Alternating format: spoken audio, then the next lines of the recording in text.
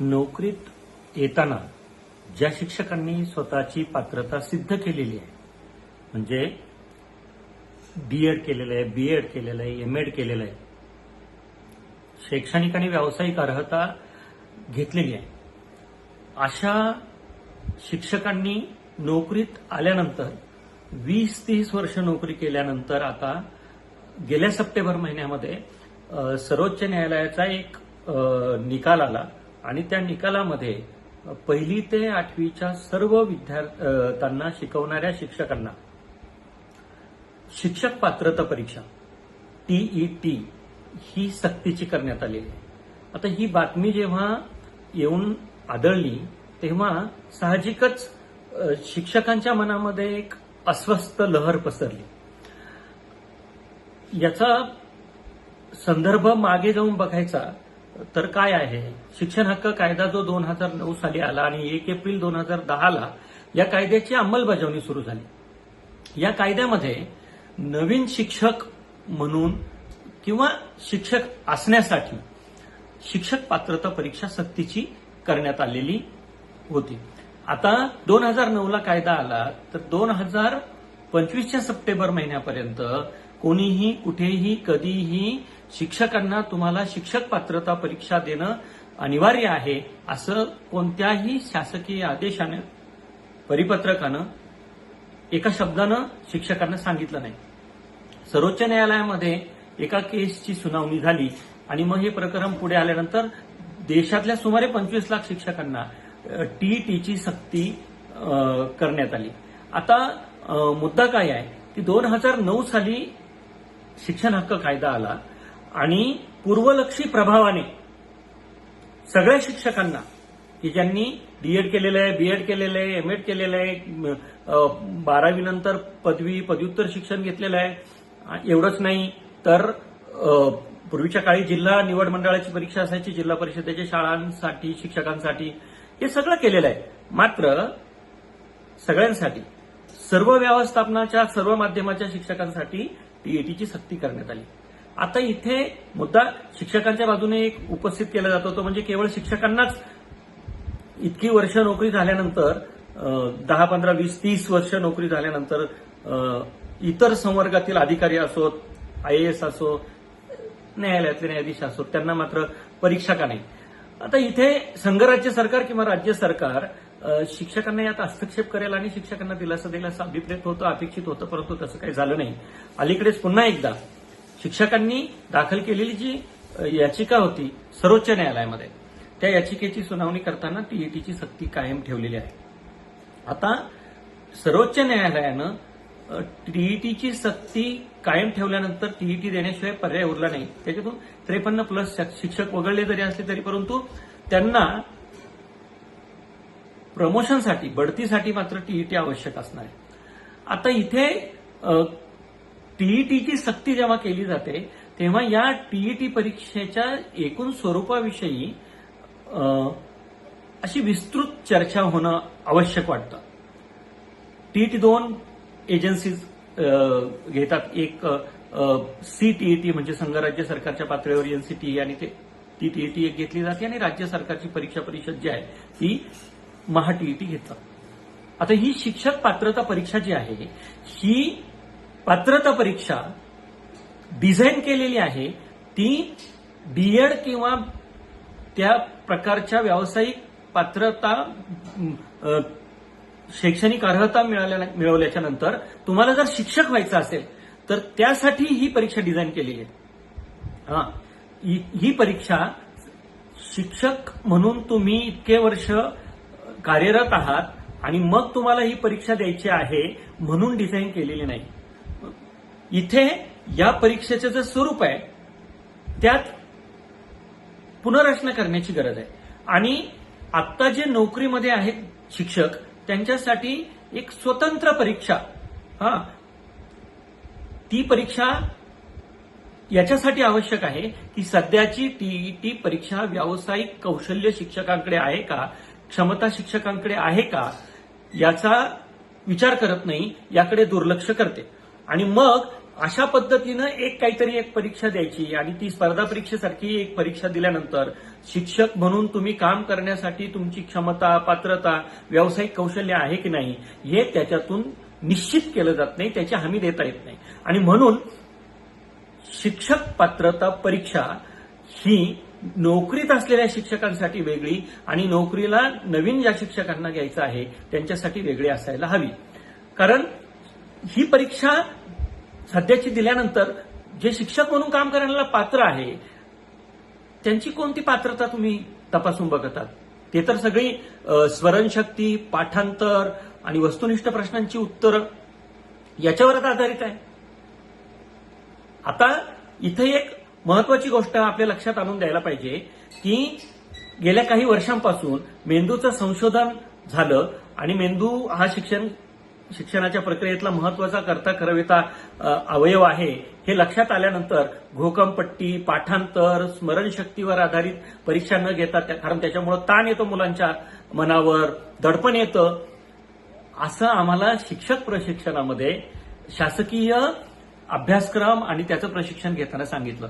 मात्र तीच परीक्षा, तशाच प्रकारची परीक्षा स्मरणावर, पाठांतरावर आधारित, घोकमपट्टीवर आधारित शिक्षकांना द्यावी लागते. हा किती मोठा आंतरविरोध आहे. म्हणून शिक्षकांच्यासाठी एक स्वतंत्र परीक्षा असायला पाहिजे. ती व्यावसायिक कौशल्य बघणारी, गुणवत्तापूर्ण शिक्षण विद्यार्थ्यांना देण्यासाठी शिक्षक तयार आहेत का, त्यांची क्षमता तपासणारी, गुणवत्ता तपासणारी अशा प्रकारची परीक्षा असायला पाहिजे. त्याच्यामध्ये वर्गामध्ये काम करताना शिक्षकांचे जे काही अध्यापनाचा अनुभव आहे, अध्यापनाचं कौशल्य आहे, शैक्षणिक उपक्रम असतील, प्रयोग असतील, मूल्यमापनाची समज असेल, अध्यापनामध्ये जगाच्या परिप्रेक्ष्यामधून वेगवेगळ्या मूल्यमापनाच्या संकल्पना, शिक्षक मूलभूत कौशल्यांचं जे काही मोजमाप आहे शिक्षकांच्या, ती देणारी परीक्षा, ती तपासणारी परीक्षा हे असायला पाहिजे. आणि म्हणून या परीक्षेच्या स्वरूपात आमूलाग्र बदल करून, त्याची पुनर्रचना करून ती शिक्षकांना व्यावसायिक कौशल्य, त्याची समज, पात्रता तपासणारी असायला हवी. इथे 2-3 गोष्टी आहेत. आता शिकवत असलेला जो काही म्हणजे इयत्ता 1 ते 5वीच्या शिक्षकांना 1 ते 5वीचे वर्ग शिकवायचे आहेत, तर मग त्यांना कुठेतरी काहीतरी क्लिष्ट गुंतागुंतीचे प्रश्न विचारून काय बघत आहोत आपण, काय तपासत आहोत, कोणती पात्रता तपासत आहोत शिक्षकांची, हा एक महत्वाचा मुद्दा या ठिकाणी उपस्थित होतो. आणि म्हणून शिकवित असलेल्या वर्गांच्या संबंधित अभ्यासक्रम, सेवा करतानाचे अनुभव, राबवलेले शैक्षणिक उपक्रम, शिक्षक प्रशिक्षणातील सहभाग, विद्यार्थी केंद्रीय अध्यापन पद्धती, गावाशी, समाजाशी जोडून घेऊन काम करण्याची क्षमता, कौशल्य, या अशा प्रकारच्या गोष्टी मला असं वाटतं की शिक्षक पात्रता परीक्षेतून हा एक क्रेडिट कोर्स डिझाईन करता येईल आणि क्रेडिट बेस ते करता येईल आपल्याला की शिक्षक प्रशिक्षणातली कामाचा अनुभव, त्याला एखादा छोटासा शिक्षणातला मुद्दा दिला, त्याच्यावर संशोधन करायला सांगितलं, असाइनमेंट दिली, प्रेझेंटेशन करायला सांगितले आणि मग एखादी छोटी परीक्षा घ्यायची असेल तर ती पण घ्या. पण शिक्षक प्रशिक्षण आणि कामाचा अनुभव ह्या आणि एखादी छोटीशी परीक्षा असा एक क्रेडिट बेस कोर्स डिझाईन करायला पाहिजे. आणि एक परीक्षा केवळ घेऊन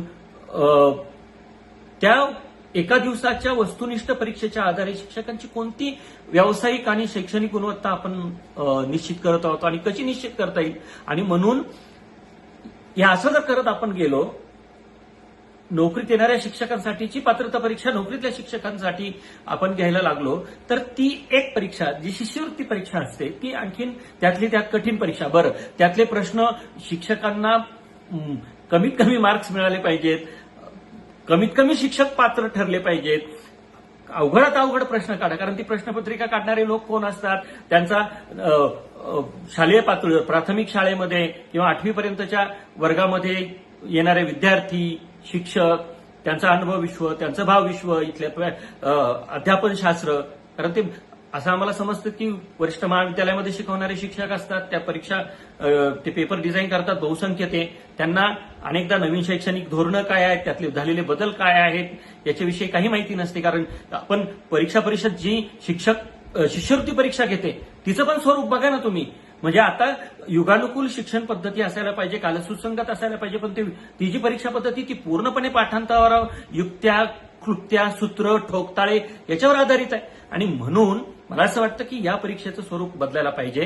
ते यासाठी की नोकरीची हमी शिक्षकांना देणारी परीक्षा नको आम्हाला, तर गुणवत्तापूर्ण शिक्षणासाठी विद्यार्थ्यांना गुणवत्तापूर्ण शिक्षण देण्यासाठीची क्षमता निर्धारित करणारी, कौशल्य आहेत का अवगत केलेली आहेत का शिक्षकांनी, याचा मूल्यांकन करणारी परीक्षा असायला पाहिजे. आणि म्हणून स्मरणशक्ती, पाठांतर आणि ठोकताळे याच्यातून हे जे काही ओझं वाटतं, कारण आता शिक्षकांना तेच ओझं वाटते जे विद्यार्थ्यांना जेव्हा अशा प्रकारची परीक्षा द्यायला लागते, स्मरणावर आधारित पाठांतर करून मग मनावर, मेंदूवर ताण येतो, दडपण येतो. बरं, अलीकडच्या काळात तुम्ही जर बघितलं तर 40, 45, 50, 52 वर्षाच्या शिक्षकांना विद्यार्थ्यांसारखं इतकी कठोर परीक्षा असते, ती एका जागी बसायचं, सातत्यपूर्ण अभ्यास करायचा आणि मग त्याच्यातून गुण मिळवायचे.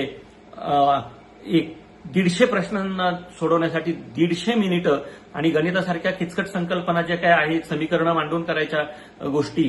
तर मला असं वाटतं की इथे मात्र काहीतरी शिक्षण अध्यापनशास्त्रीय सिद्धांत आणि त्याच्याशी हे विसंगत होत आहे. त्यामुळे जे शिक्षकांनी विद्यार्थ्यांशी करू नये पाठांतर आणि त्या प्रकारच्या गोष्टी आणि त्याची परीक्षा घेऊ नये, असं शिक्षकांना जेव्हा आपण शिक्षक प्रशिक्षणांमधून सांगतो, आणि दुसरीकडे मात्र शिक्षकांना पाठांतरावर आधारित प्रश्नपत्रिका देऊन त्यांची परीक्षा घेण्याचा आपण बघतो. त्याच्यामुळे शिक्षकांच्या बरं प्रापंचिक जबाबदारी आहे, मुलं बाळं, प्रपंच, शाळा, हे सगळं बघून हे सगळं कधी शिक्षक अभ्यास करणार. आणि म्हणून शाळेमध्ये काम करता करता तिथले शैक्षणिक प्रयोग, उपक्रम, तिथल्या अध्यापनाचे अनुभव, शिक्षक म्हणून काम करताना कोणत्या समस्या येतात त्याच्या संबंधानं काहीतरी छोटे मोठी कृती संशोधनं, असाइनमेंट, पॉवर पॉईंट प्रेझेंटेशन्स, शिक्षक प्रशिक्षण कार्यक्रमातील सहभाग आणि त्याचं मूल्यांकन याच्यावर आधारित एक क्रेडिट बेस कोर्स डिझाईन करून त्याची अंमलबजावणी करण्याची गरज आहे. कारण असं आहे की ह्या सगळ्या जबाबदाऱ्या बघताना शाळेमधली जी SIR पासून तर BLO पासून तर जनगणनेपर्यंत वेगवेगळ्या प्रकारचे सर्वेक्षण, अशैक्षणिक कामं करताना गांजलेले जे शिक्षक आहे, खास करून शासकीय आणि अनुदानित शिक्षण व्यवस्थेतले, त्यांना तुम्ही या अशा प्रकारची परीक्षा द्यायला सांगणं हे अन्यायकारक आहे. आणि परीक्षा द्यायला विरोध नाही, आता सर्वोच्च न्यायालयानं सांगितलंय, पण कशी परीक्षा घ्यायची हे सर्वोच्च न्यायालयानं सांगितलेलं नाहीये. आणि म्हणून हे आता परीक्षा नावाचं भूत जे शिक्षकांच्या मानगुटीवर बसलेलं आहे आणि त्यानं ताण वाढवलेला आहे, जे मन भीतीग्रस्त आहे, अस्वस्थ आहे, म्हणजे स्वस्थ नाही, आनंदी नाही, ते मन म्हणजे शिक्षकांचं मन, कारण ती शिकवणं ही मानस प्रक्रिया आहे. तर मग ते मन विद्यार्थ्यांना वर्गात जाऊन गुणवत्तापूर्ण शिक्षण कसं देऊ शकेल? आणि म्हणून शिक्षण हे अत्यंत संवेदनशील क्षेत्र आहे. आई बाळाला जन्म देत असते, परंतु चांगलं शिक्षण देणारी शाळा बाळाला पुनर्जन्म देत असते, स्वतःच्या पायावर स्वावलंबी लायक बनवत असते, जगायला जीवनाचं शिक्षण देत असते, गुणवत्तापूर्ण शिक्षणाच्या अंगानं ताकद देत असते. आणि म्हणून शिक्षणासारखं संवेदनशील क्षेत्र जे आहे, हे क्षेत्र आपल्याला शाबूत ठेवायचं असेल तर शिक्षकांच्या मानेवरचं जे काही परीक्षेचं भूत आहे हे होता होईल शक्य तितक्या लवकर 2028 पर्यंत त्याच्या आधी उतरायला पाहिजे. आणि केवळ परीक्षार्थी न करता एक आशयानं संपन्न गुणवत्ता पूर्ण शिक्षणासाठी शिक्षकांना लायक आहे की नाही हे तपासणारी एक परीक्षा ती साकल्यानं विचार करून असावी. ही परीक्षा कशी घ्यावी, या परीक्षेचा अभ्यासक्रम कोणता असायला हवा, व्यावसायिक कौशल्य शिक्षकांच्या अंगी कोणते असायला पाहिजे, प्रगत देशांमध्ये कोणत्या प्रकारच्या गोष्टी, फिनलंड हे जगातलं प्रगत राष्ट्र आहे तर तिथं शिक्षक प्रशिक्षण कार्यक्रम काय आहे, हे जगातलं सगळं प्रगत देशांमधलं शिक्षक प्रशिक्षणाचं जे काही तत्व आहे, व्यावसायिक कौशल्य आहेत, ते लक्षात घेऊन आपण महाराष्ट्रानं माननीय शालेय शिक्षण मंत्र्यांच्या अध्यक्षतेखाली एक अभ्यासगट नेमावा. त्याच्यामध्ये शिक्षक संघटनांचे प्रतिनिधी, शिक्षक प्रशिक्षण कार्यक्रम डिझाईन करणारे आणि प्रशिक्षणामध्ये प्रत्यक्ष शिक्षक प्रशिक्षक म्हणून सहभाग असलेले शिक्षक प्रशिक्षक, अभ्यासक, शिक्षण तज्ज्ञ, संस्था चालकांचे प्रतिनिधी आणि याबरोबरच वरिष्ठ अधिकारी जे शिक्षण क्षेत्रामध्ये कार्यरत आहेत या सगळ्यांचा एक अभ्यासगट नेमावा आणि तो अभ्यासगट